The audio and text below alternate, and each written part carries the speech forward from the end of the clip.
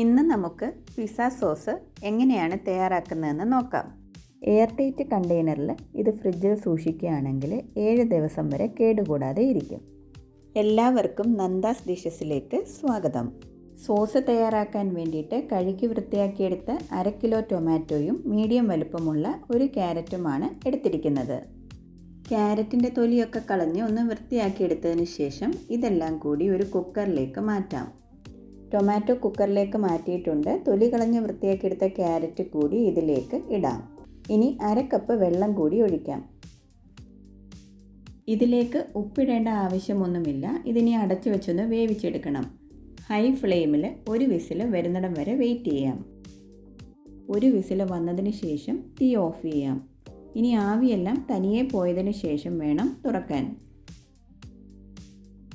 ടൊമാറ്റോയും ക്യാരറ്റും എല്ലാം നല്ലതുപോലെ വെന്ത് കഴിഞ്ഞു. ഇതിനി ഒരു പ്ലേറ്റിലേക്ക് മാറ്റാം.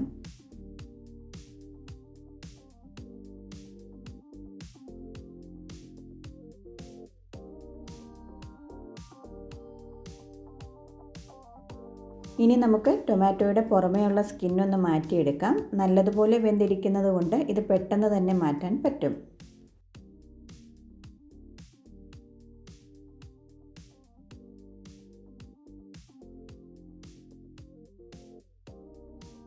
ഇതെല്ലാം കൂടി ഒരു മിക്സിയുടെ ജാറിലേക്ക് മാറ്റാം. വെള്ളമൊന്നും ചേർക്കാതെ നല്ലതുപോലെ ഒന്ന് അരച്ചെടുക്കാം. നല്ലതുപോലെ അരച്ചെടുത്തിട്ടുണ്ട്. ഇതിനി വേറൊരു പാത്രത്തിലേക്ക് മാറ്റാം. ഒരു പാത്രം അടുപ്പിൽ വെച്ച് അതിലേക്ക് 2 ടേബിൾ സ്പൂൺ ഒലിവ് ഓയിൽ ഒഴിക്കാം. ഇനി ഇതിലേക്ക് 1/2 ടേബിൾ സ്പൂൺ ഗാർലിക് പേസ്റ്റ് ഇടാം.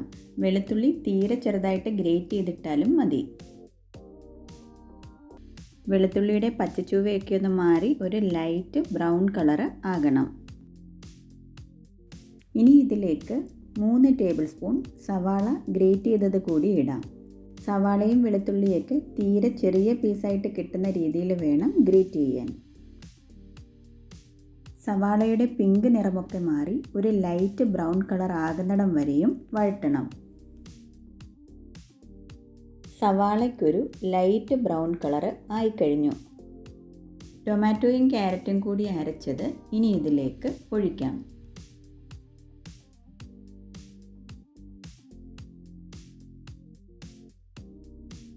ഇനി ഇതെല്ലാം കൂടി നല്ലതുപോലെ ഒന്ന് മിക്സ് ആകുന്ന രീതിയിൽ ഇളക്കാം.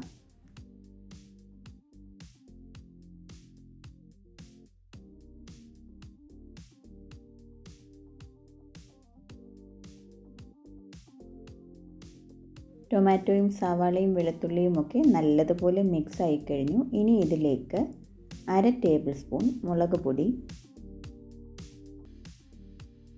1/2 ടേബിൾ സ്പൂൺ ഒറിഗാനോ, 1/2 ടീസ്പൂൺ കുരുമുളക് പൊടി, 1/4 ടേബിൾ സ്പൂൺ ഉപ്പ് കൂടി ഇട്ട് നല്ലതുപോലെ ഒന്ന് മിക്സ് ചെയ്യാം.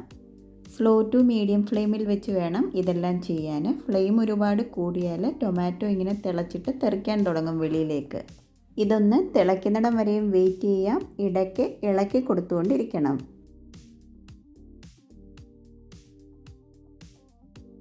ഇതിപ്പോൾ തിളയ്ക്കാൻ തുടങ്ങിയിട്ടുണ്ട്. ഇനിയും സ്ലോ ഫ്ലെയിമിലാക്കിയിട്ട് ഒരു 5 മിനിറ്റ് കൈയെടുക്കാതെ ഇളക്കിക്കൊണ്ടിരിക്കണം.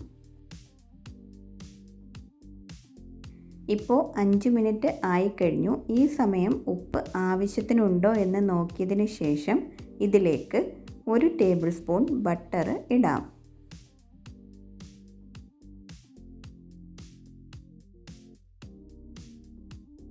ബട്ടർ ചേർത്തതിന് ശേഷം സ്ലോ ടു മീഡിയം ഫ്ലെയിമിലേക്ക് ആക്കണം. ഇനി കൈയെടുക്കാതെ ഇളക്കിക്കൊണ്ടിരിക്കണം. ഒരു 3 മിനിറ്റോളം നമ്മൾ ഇത് ഇളക്കിക്കൊണ്ടിരിക്കണം. കടയിൽ നിന്നും വാങ്ങുന്ന പിസ്സ സോസിന് കളറും പ്രിസർവേറ്റീവ്സും ഒക്കെ ചേർത്തതാണ്. ഇത്രയും ടേസ്റ്റും ഇല്ല. ഇതേപോലെ സോസ് തയ്യാറാക്കുകയാണെങ്കിൽ ഫ്രിഡ്ജിൽ വെച്ച് ഒരാഴ്ച വരെ നമുക്ക് ഉപയോഗിക്കാവുന്നതാണ്. ഗ്ലാസിൻ്റെ എയർ ടൈറ്റ് ആയിട്ടുള്ള കണ്ടെയ്നറിൽ വേണം സൂക്ഷിക്കാൻ.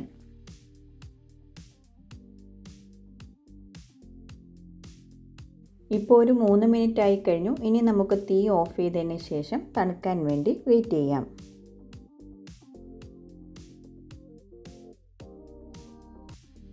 പിസ്സ സോസ് തയ്യാറായി കഴിഞ്ഞു. വീഡിയോ ഇഷ്ടമായെങ്കിൽ ഫ്രണ്ട്സിനും ഫാമിലിക്കും ഷെയർ ചെയ്യണം. പുതിയ വീഡിയോസിൻ്റെ നോട്ടിഫിക്കേഷൻ അപ്പോൾ തന്നെ കിട്ടാൻ വേണ്ടിയിട്ട് സബ്സ്ക്രൈബ് ചെയ്തതിന് ശേഷം ബെൽ ഐക്കൺ കൂടി ഒന്ന് പ്രസ് ചെയ്യണം. അതിനുശേഷം ഓൾ എന്ന ഓപ്ഷൻ കൂടി ഒന്ന് ക്ലിക്ക് ചെയ്യുക.